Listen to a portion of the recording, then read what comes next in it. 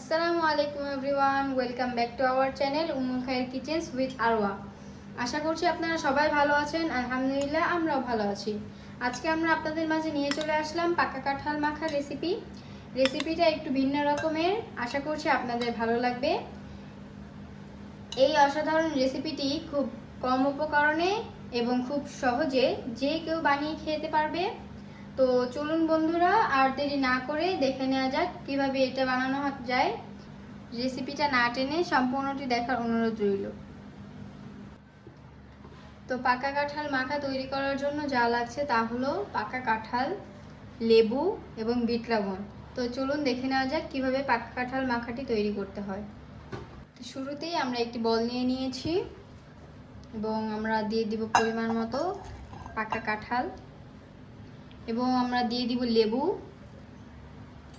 এবং আমরা বিট লবণ দিয়ে দিব পরিমাণ মতো। এবার ভালোভাবে এটাকে মাখিয়ে নিতে হবে।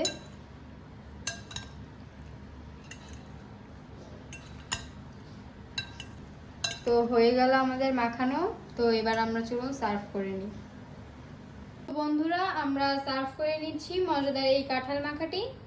এটা দেখতে যেমন সুন্দর, খেতেও এমনি কাঁঠালের চেয়ে দ্বিগুণ সুস্বাদু লাগে। কাঁঠাল আঁশযুক্ত একটি ফল, এটা খেলে অনেকের হজমের সমস্যা হয়।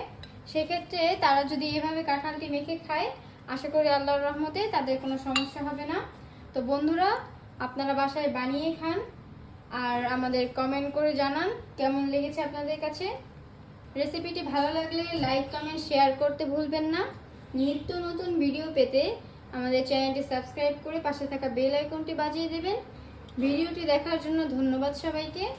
আমাদের একটি ফেসবুক পেজ আছে, পেজটিতে লাইক করবেন এবং ফলো দিয়ে আমাদের পাশেই থাকবেন।